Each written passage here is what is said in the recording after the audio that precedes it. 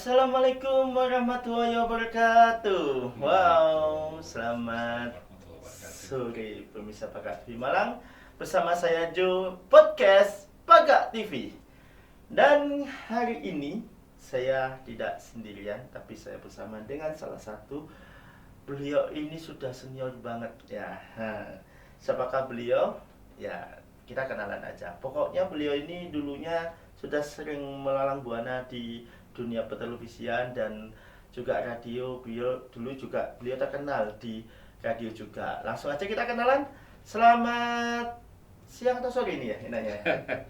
Iya, selamat sore Mas. Oh, sore ya. Oh, berarti saya salah ya, selamat siang ya. Oh, ini sudah jam ini ya? Iya. Oh iya, kalau boleh tahu perkenalan diri dulu tuh. Iya. Terima kasih. Assalamualaikum warahmatullahi wabarakatuh. Waalaikumsalam. Ya. Seperti biasa, saya Bung Joko Asmara yang biasanya di dunia medsos ya. Ya, betul apa yang dikatakan Mas Jo. Jadi dunia kepenyiaran dan juga dunia komunikasi ini adalah hobi saya Mas Jo. Iya, siap. Jadi tepat sekali Mas Jo. Tapi nama saya ini memang terkenal dengan Mas Joko atau Bung Joko. Ya. Saya rasa gitu Mas Jo. Tapi hampir sama ya kayak saya. tapi bedanya saya Jo dan beliau adalah Bung Joko. Dan ini saya mau tanya sama Bung Joko nih. Bung Joko ini kan pengalaman di kepenyiaran televisi dan radio ini kan udah lama banget nih. Iya. Mungkin kalau pengalaman apa yang paling menarik lah menurut Bung Joko ini, pengalaman kayak gimana? Ya, terima kasih Mas Jo yang baik hati ini ya. Senyum ya, ini sahabat lama. Jadi teman lama juga Mas Jo ini juga teman broadcast ya, teman kepenyiaran. Jadi intinya yang menarik ya, dari dulu menarik memang. Jadi intinya penyiaran atau broadcast ini adalah semacam hobi Mas Jo. Jadi mulai kecil ini saya ini sebetulnya seneng halo-halo ya. Kalau dulu ini kan masa kecil halo saudara-saudara gitu ya. Tapi pakai Mas Jo, pakai ini loh pakai omplong. Omplong yang buat ini ya. Iya, betul. Iya, betul. Jadi zaman saya kecil dulu mungkin insya Allah saya masih ingat SD ya. Jadi halo. Jadi saya keliling naik sepeda gitu. Halo saudara-saudara. Besok ada pertunjukan lawak atau mungkin film gratis. Nonton gratis, tapi pada waktu itu Mas Jo. Layar tancap. Iya, layar tancap juga TV kan jarang pada waktu itu. Betul. Jadi TV nontonnya rame-rame. Iya. Nah, itu di lapangan ya. Iya, di lapangan. Kemudian ada juga di TV Mas Jo. TV Minggu siang pada waktu itu. Nah, jadi Minggu siang itu sebelum acara itu biasanya film Minggu siang itu yang paling ditunggu-tunggu. Iya. Nah, itu saya keliling naik sepeda pancal gitu sambil halo-halo diomplong, betul Mas Jo katanya. Halo besok saksikan di rumah saya. Kalau sekarang kan istilahnya nobar, iya, kan di rumah saya ngundang memang tetangga kanan kiri. Oh mosok sih. Oh memang Bung Joko ramah sekali karena pada waktu itu TV-nya masih hitam putih menjelang ke berwarna sudah. Nah ceritanya film Minggu siang banyak sekali di sana, terutama dari film Hollywood sana. Film seri, kemudian ada juga film-film yang yang lepas. Nah itu asik sekali lah. Itulah kira-kira dasar ceritanya dulu Bang Jo. Kita waktu masih kecil itu ada seneng dan punya bakat. Nah saya kembangkan sampai sekarang. Jadi asal usulnya itu halo-halo gitu sambil pakai omplong. Itu kisahnya Bang Jo. Jadi ada semacam mungkin bakat atau mungkin seneng aja gitu. Jadi kalau zaman dulu itu kan film itu kan kalau hanya satu itu kan dulu kan channel ada satu ya. Kalau sekarang kan banyak channel. Iya, betul. Dulu kan yang ditunggu-tunggu yang bisa ditonton kan kalau di nasional kan TVRI ya. Iya, betul. Tapi di sisi lain itu kalau menurut Bung Joko sendiri ini perbedaannya ya, mungkin perbedaannya kalau zaman dulu kan kita nobarnya pakai layar tancap ya. Sekarang kan masih ada ya nonton bola kan. Iya, nobar. Dulu itu nonton film itu tidak semuanya orang itu punya televisi. Betul. Jadi dulu satu-satunya mungkin Bung Joko yang punya TV, akhirnya menonton bareng di situ ya. Iya, betul. Nah, dari pengalamannya Bung Joko sendiri nih ya, mungkin dari segi kepenyiaran radio itu mulai kapan? Oh iya, jadi gini Mas Yu, jadi penyiar itu dibagi-bagi memang. Nah, tapi dasarnya biasanya radio. Jadi saya dulu tuh seneng komunikasi, seneng nge-break bahasa gampangannya. Saya ini aslinya Arema Tanjung, Arek Tanjung. Nah, jadi Malang Kota di daerah Tanjung. Jadi era-era tahun 80 itu dunia komunikasi itu nggak seperti sekarang. Jadi alatnya itu berupa brik-brikan. Nah, brik-brikan ada di sana itu pemancar 80 meter band, ada radio CB dan ada radio 2 meter band. Nah, itu saya gunakan untuk kadang-kadang broadcast. Artinya itu yang 80 meter band itu kan tangkapannya itu di radio SW. Nah, kadang orang tuh jenuh hanya komunikasi saja, tapi kadang-kadang tak kasih lagu-lagu gitu, terus saya siaran sendiri gitu, terus kadang-kadang orang monitor loh, ini sopo sih. Lah itulah saya dasarnya dari situ, karena pada waktu itu dulu radio komunikasi itu juga bisa dibuat Mas Yu. Jadi kita eksperimen, kita nyoder sendiri, kita pakai namanya radio pemancar.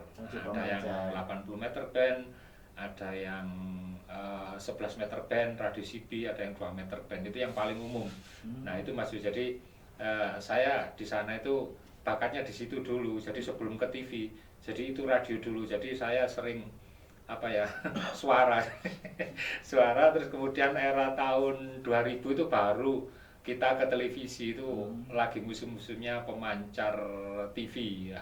Dulu pada saya ngikuti juga kok, tahun 80 sampai 90 itu banyak ke radio pemancar yang sistemnya itu bukan FM tapi SW atau AM. Jadi biasanya kita yang aman SW. Nah, itu setelah era tahun 90 itu FM. Nah, FM itu bermunculan di mana-mana, radio-radio komunitas itu macam-macam namanya. Nah, itu baru rame-ramenya itu Mas Yu. Nah, setelah tahun 2000 itu baru muncul siaran TV atau pemancar TV macam-macam juga. Dulu sebelum sekarang kan TV digital ya, itu rekam jejaknya yang saya tahu itu televisi kita VHF, jadi persis di zamannya dulu TVRI itu VHF. Kemudian baru muncul TV yang UHF, UHF seperti TV-TV lokal itu UHF. Jadi kita siaran di situ aja lah. Jadi kita liput-liput sendiri, kita siaran sendiri. Jadi seneng aja meskipun di situ nggak ada bayarannya, cuman kita seneng. Nah, kita dasarnya seneng aja Mas Yu. Jadi ada penyiar radio, ada penyiar TV. Jadi siaran-siaran gitu itu. Jadi model-model broadcast yang kayak gitu tuh Mas Yu. Dulu kalau zaman syutingan dulu itu seperti apa mungkin Bung Joko? Dulu kan kalau sekarang syutingan seperti ini nih. Kalau dulu apakah sama seperti ini atau mungkin beda atau gimana? Iya, yang jelas beda Mas Yu. Jadi beda, dulu masih masih manual, artinya dulu lebih banyak ke handycam. Nah, kalau sekarang kan sudah digital semuanya. Jadi kameranya pun juga kameranya sudah canggih, apalagi sekarang sudah menggunakan HP kayak gini, jadi praktis lah. Jadi sekarang tuh nggak ribet, kalau dulu tuh memang ribet, peralatannya besar. Kemudian kabelnya juga panjang dan sebagainya. Jadi itu cuman kita menyesuaikan lah. Tapi saya mengalami sejarah kayak gitu itu ya seneng juga. Artinya saya dulu pernah menjadi reporter radio itu, alatnya cuma praktis karena kita punya alat rekaman radio kaset aja record kita jadi reporter di lapangan. Pada waktu itu saya jadi reporternya Dunia Mahasiswa. Jadi yang saya wawancarai ya seputar dunia pendidikan. Di sana ada mahasiswa, ada rektor, ada tokoh-tokoh pendidikan, itu saya wawancara. Ya itu kisahnya. Kemudian untuk peralatannya dulu memang ya sederhana, meskipun sederhana juga sebetulnya sudah elektronik juga. Artinya sudah menggunakan peralatan yang sifatnya itu canggih. Iya canggih, cuman levelnya masih level-level biasa, nggak seperti sekarang. Masih sedengan lah. Iya. Kalau sekarang kan udah naik. Iya sudah naik, sudah digital semua, sudah praktis, gambarnya sudah bagus. Itu yang radio. Kalau yang TV juga sama. Jadi kita pakai handycam yang kecil aja karena sesuai dengan sikon situasi. Misalnya kita ngeliput di lapangan, nggak mungkin kita pakai yang kamera yang panggul yang kecil-kecil. Yang penting informasinya. Itu pun juga kasetnya sekarang kan pakai memory card. Itu kan kaset-kaset besar itu, kaset yang kecil, mini DV dan sebagainya. Nah itu yang saya alami, sehingga saya bisa cerita ini karena ya hitung-hitung flashback ke masa lalu lah. Itu masih pengalaman. Ini pengalamannya Bung Joko ini kan kenapa nih kok dinamakan Bung Joko Asmara? Nah, ini kan ada cerita tersendiri nih kayaknya. Apakah dulu memang programnya Bung Joko ini menceritakan tentang asmara, tentang apa? Pasti kan kalau punya radio ini kan pasti banyak ya penggemarnya, banyak fans-fansnya. Bahkan banyak orang yang datang ke situ kepingin ketemu sama penasaran ya. Iya. Kalau selama ini kan makanya kok di radio kok enak ya. Aku pingin dong ke sana lah. Itu ada gak sih seperti itu, Bung Joko? Iya, ada cerita memang. Kenapa sih pakai nama Joko? Joko itu kan nama Jawa ya. Nah, identik dengan Joko. Joko isi Joko gitu. Iki wonge kira-kira piye ini. Nah, saya pakai nama Joko karena apa? Hanya 4 kata mudah diingat Mas. Joko. Wong isi Joko padahal wong gak Joko. Joko Asmara lah. Ini kadang orang tertawa loh. Ono Joko Asmara, ono Joko Asmara karena kan memang kadang-kadang di dunia komunikasi, apalagi dunia ngebreak ya, ini saya senang sekali karena di breaker itu kan tidak ada wajahnya, hanya suaranya saja. Bu suara ini modelnya bagaimana? Padahal suara saya ini ya biasa loh Mas Ju. Tapi yang banyak juga yang lawan jenis kita. Ini penasaran gitu loh, makanya saya bilang Joko Asmara. Jadi waduh, ono Joko Asmara.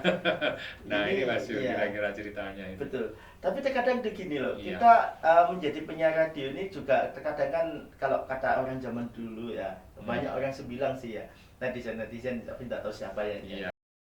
Ada yang berkata positif dan ada yang berkata negatif. Nah, memang kendalanya menjadi seorang penyiar radio ini, ada yang bilang katanya, waduh jadi penyiar radio ini banyak ceweknya. Kayak segala macam nih. Cuman kita mematahkan omongan seperti itu kepada netizen karena kita nggak tahu ya netizen itu kan ada yang suka sama kita, ada yang enggak. Tapi kalau menurut Bung Joko sendiri, memang positif dan negatifnya untuk menjadi penyiar radio ini seperti apa nih? Iya. Jadi gini, memang tergantung kita ya. Memang ya biasa ya. Zaman dulu yang kita ngalamin namanya juga artis itu kadang mulu gitu. Penyiar radio mestinya kan artis juga, cuman kan nggak kelihatan. Pada waktu itu saya masih ayang-ayang kira-kira bayang ya kok. Ya alhamdulillah kita ini dikira artis-artis dadakan, sebetulnya ya kita biasa-biasa saja. Cuman betul itu tergantung orangnya Mas Jo. Artinya ya banyak lah orang-orang yang penasaran dengan kita karena kan suara sebelum itu ada TV sekitar pokoknya di bawah tahun 2000 saya masih ingat itu. Pokoknya antara di bawah tahun 90, di atas 90. Ini saya ngalami betul karena saya senang di dunia penyiaran. Saya sebagai penyiar, saya juga sebagai reporter radio. Sehingga banyaklah kadang-kadang Mas Joko Asmara sih model sih kok caranya. Ya memang ada anunya sendiri, ada magnet tersendiri. Ada magnet tersendiri. Kemudian juga ada pendidikannya. Kita nggak istilahnya nggak ngawur, jadi ada diklatnya juga karena memang kita ini ya buka KTP sedikit, kita jebolan orang komunikasi, sehingga di situ memang kita dikasih ilmu komunikasi, bagaimana cara mempengaruhi audiens melalui ucapan kita, melalui hal-hal yang positif. Jadi hal-hal yang demikian itu Mas. Jadi ilmunya itu ada memang, jadi nggak sembarangan. Nah itulah sehingga terus kemudian mengantisipasi banyak fans dan sebagainya. Ya kita kadang-kadang ya jujur aja kita ini orangnya biasa, nggak usah terlalu ngefans dan sebagainya.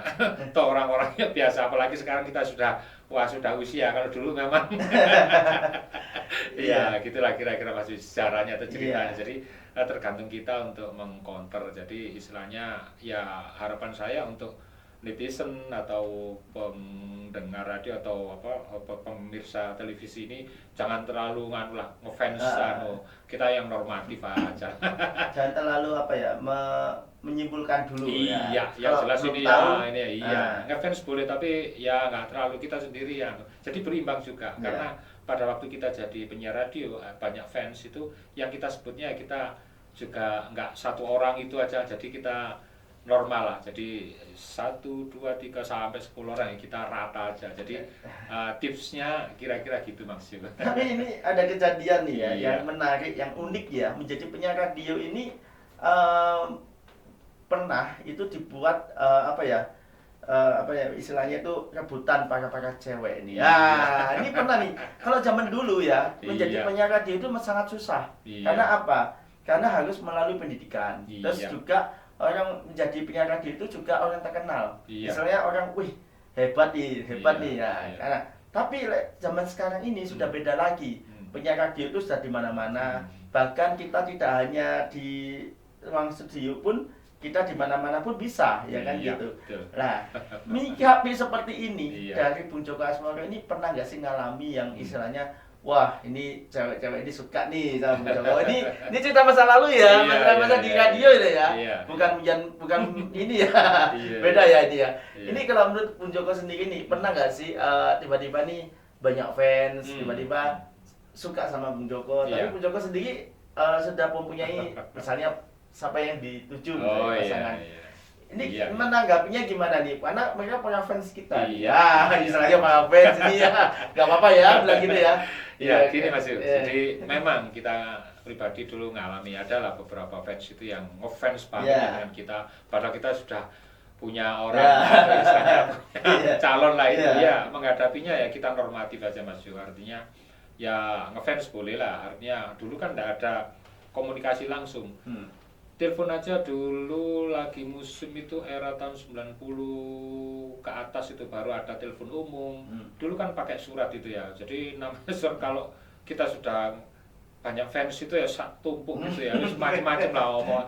Tapi ya intinya kita normatif aja. Dulu biasanya paling laku itu ya kartu pos itu. Kartu pos ya mereka mengirimkan kartu pos dengan ucapan kirim salam itu.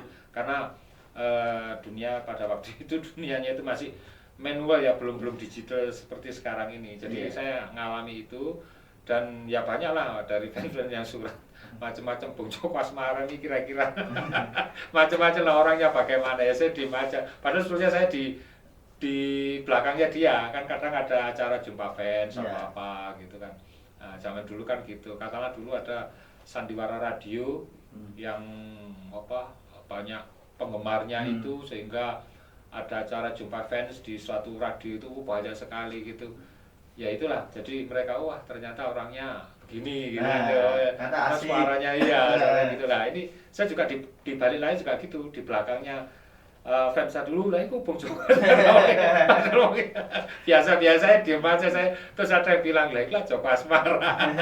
Jadi itu yang saya seringnya gitu. Terus kemudian kalau di dunia itu kan ada, kita bedakan ya, ada radio komunikasi dan komunikasi radio. Jadi komunikasi radio itu melalui alat berikan tadi. Kalau radio siaran itu kita jadi penyiar. Jadi kalau di dunia berikan itu kopi darat, itu juga gitu, semua berkumpul gitu, penasaran sopo sih jenenge A, sopo jenenge B dan sebagainya, itu penasaran. Jadi kadang-kadang memang selama bertahun-tahun itu disembunyikan, ternyata ini tahu orangnya, itu ngeledek aja lah. Itu sebetulnya itu kelebihan daripada media komunikasi radio. Nah, itu Bung Jo. Jadi kalau ini mungkin pertanyaan yang sangat ini ya, perkembangan dari zaman dulu sampai zaman sekarang ini, pertelevisian dan radio ini seperti apa nih? Iya, jadi dunia komunikasi, terutama komunikasi elektronik ini sudah merajai dulu dibandingkan dengan, jadi media komunikasi itu kan ada beberapa, ada cetak, ada elektronik, dan mereka punya plus minusnya, punya kelebihan dan kekurangan. Tapi media elektronik tetap merajai pada era dulu dan sekarang karena dia cepat itu cepat. Kalau media cetak itu lambat karena harus prosesnya itu lama sekali dicetak, kemudian ya memang ada kelebihannya juga di arsip dan sebagainya. Tapi kalau dibandingkan dengan kecepatannya, orang itu kan dari dulu kepinginnya cepat, cepat dan bahasa gampangannya itu saklebatan. Nah, saklebatan itu radio kan juga gitu, didengar, kemudian selesai sudah. Didengar informasinya apa. Jadi informasinya pun juga kadang-kadang itu nggak terlalu jelimet lah di radio itu, saklebatan lah. TV kan juga sama. Nah, itu rumus-rumus dunia komunikasi juga gitu. Kalau kita lihat televisi, terutama berita atau informasi itu saklebatan saja. Kalau koran atau majalah itu memang detail ya, seperti namanya juga orang baca, jadi harus berulang-ulang, terus harus dipahami. Itu memang ribet. Dari dulu orang membaca itu kadang paling wegah itu. Saya pernah meneliti juga karena saya kan orang komunikasi. Ya memang ada plus minus, tapi kenapa sih kok bosan dan sebagainya? Kadang memang mohon maaf, manusia itu berbeda-beda. Tapi manusia itu lebih senang yang praktis-praktis. Kalau yang terlalu detail, paling seperti orang baca majalah atau lihat koran itu paling dilihat gambarnya besar, tulisannya besar. Kalau yang detail dia sudah wegah baca lihat. Tapi kalau yang saklebatan gitu ya, entah itu radio, saya pernah neliti juga radio itu gitu. Jadi itu kelebihannya, apalagi penyiarnya suaranya enak gitu, sekilas info, gitu. Penasaran iya penasaran, akhirnya seneng lah. Jadi itu jadi kelebihan mereka itu berbeda-beda, ada plus minusnya. Tapi dunia media elektronik itu lebih cepat dan praktis, saya rasa gitu. Oke. Dan ini yang terakhir kalinya mungkin kita tanya harapannya ke depannya seperti apa untuk Bung Joko nih? Iya. Harapan saya sebagai praktisi komunikasi dan juga mantan penyiar, mantan reporter juga baik televisi maupun radio, ke depan memang dunia komunikasi masih tetap dibutuhkan sampai kapanpun, karena komunikasi, orang bangun tidur sudah komunikasi. Misalnya orang itu ke kamar kecil atau mungkin setelah dia ke kamar kecil kemudian ketemu seseorang, mesti komunikasi terus. Sampai kapanpun selama manusia hidup ini tetap berkomunikasi. Nah, makanya itu harapan saya bijak-bijaklah dalam mencikapi komunikasi, apalagi sekarang komunikasi sudah canggih, alatnya sudah digital semua, serba praktis. Dan dulunya yang menjadi angan-angan atau impian sekarang sudah terwujud. Saya pernah punya film favorit, film seri TV favorit waktu itu namanya film Star Trek. Star Trek itu dunia khayal, di mana manusia itu bisa hidup di langit ketujuh, naik pesawat USS Enterprise. Itu pakai teleponnya ini, telepon genggam. Nah, sekarang sudah terwujud. Telepon genggam menghubungkan antara planet yang ada di atas sana dengan bumi. Nah, itu sebetulnya film itu diproduksi pada era tahun 60-an, 67 sampai 70. Nah, itu bintangnya itu William Shatner. Nah, itu saya masih ingat cerita. Itu sebetulnya impian atau angan ternyata sekarang sudah terwujud ya, HP ini ternyata. Nah, itu dulu kan orang bagaimana bisa berkomunikasi sampai ke ujung langit pun. Nah, itu kan diharapkan kan begitu. Dulu kan hanya berupa suara saja, sekarang sudah ada gambarnya. Itu film Star Trek itu sudah kayak gitu. Jadi dia komunikasi sudah ada gambarnya juga. Nah, itu sudah terwujud. Jadi komunikasi itu harapan saya memang disiasati dengan bijak. Jadi sampai kapanpun dunia komunikasi dibutuhkan selama manusia ini hidup. Saya rasa itu, Mas Yo. Oke. Iya. Ya, pemirsa Pagar TV Malang, sebenarnya kita masih pingin banyak cerita ya sama Bung Joko Asmoro, tapi waktunya juga. Dan pastinya buat teman-teman yang pingin banget nantinya, pingin cita-citanya Bung Joko, nanti kita ada lagi ya season berikutnya nanti ya. Tapi nggak tahu nanti kapan kita jadwalkan lagi sama beliau. Yang pastinya buat teman-teman yang ada di Pagar TV Malang ya, yang ada di rumah maupun dimanapun Anda berada, pastinya tetap pantengin podcast Pagar TV Malang. Ya, nanti di situ masih ada saya, nanti juga ada beberapa teman-teman yang lainnya. Tidak hanya saya aja sih, tentang pendidikan, tentang kebudayaan, tentang apapun semuanya ada di sini ya. Pokoknya jangan kemana-mana, tetap di Pagar TV Malang, Bajan Api Nggak Kate Komen. Saya Jo bersama Saya Bung Joko Asmara. Terima kasih. Kami pamit undur diri. Assalamualaikum warahmatullahi wabarakatuh.